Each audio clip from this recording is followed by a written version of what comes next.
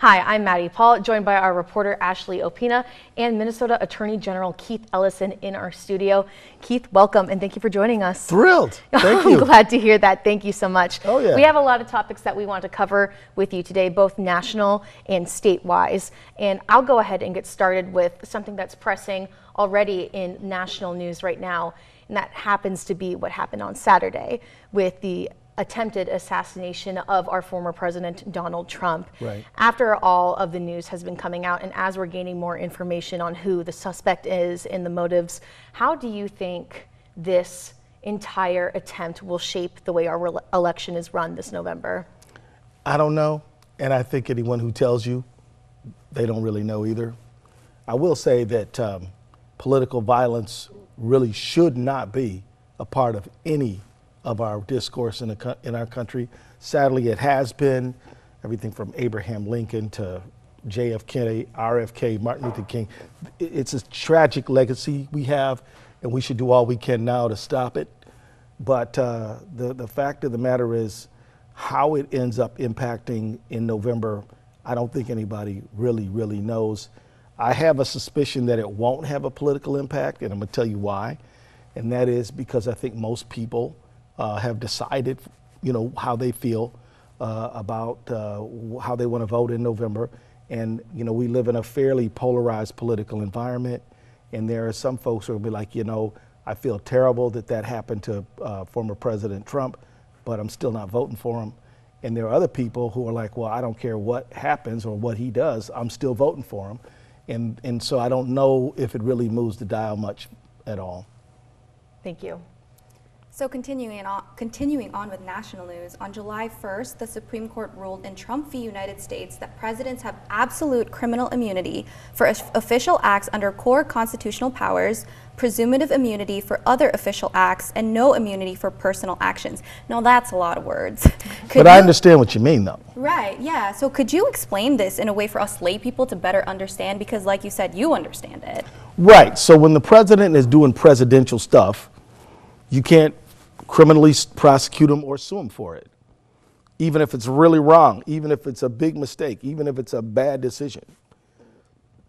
This is based on something called qualified immunity, or immunities that go along with people who make decisions in an official capacity. But if he is all on his own, doing something personal in his personal capacity, and he commits a crime there or does something wrong there, he will have to face justice for that.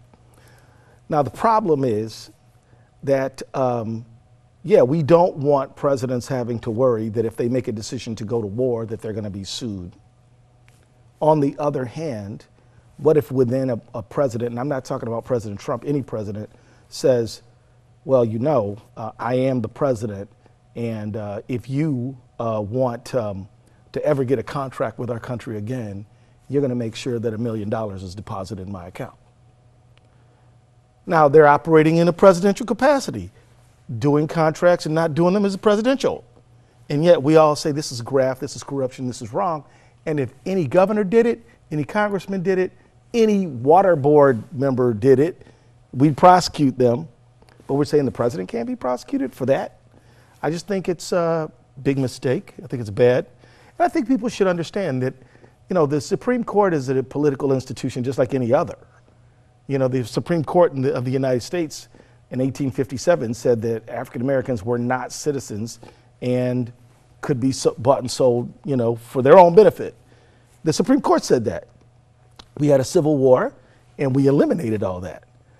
My point is very simply that there's nothing, biblical or about what the Supreme Court decides. They make decisions. Some of them are good, some of them are bad, and they're subject to change. That's why sometimes Supreme Courts will overrule precedent. And we all know we used to have Roe v. Wade, now we don't.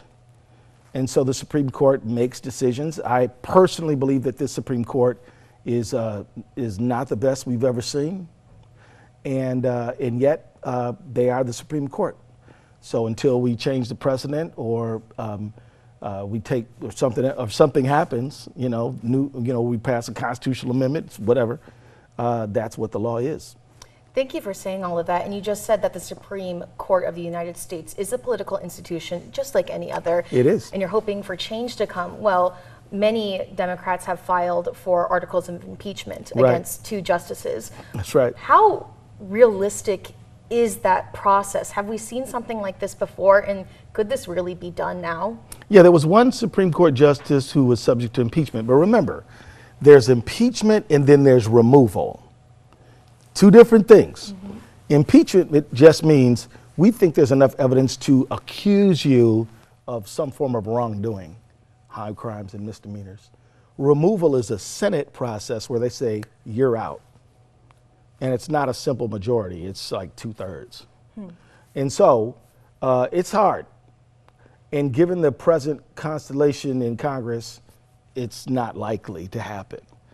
But it could happen in the future, right? And it is certainly a constitutional process, and could happen. But given the lineup now and the numbers, it's probably not going to happen anytime soon. Thank you for that. But I also would just want to say that every other judge in America, every Minnesota state court judge, every federal judge, they have judicial ethics that they have to abide by. You would be removed, and it would be considered a conflict of interest if you were going to rule on a case in which you've already expressed an opinion. You can't do that, right? It would not be proper.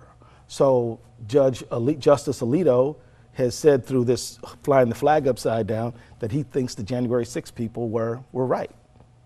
Well, those cases are going to come in front of him. Is it fair for him to sit on those cases? Maybe he should recuse himself. Well, he said he won't. So that's why people are doing what they're doing.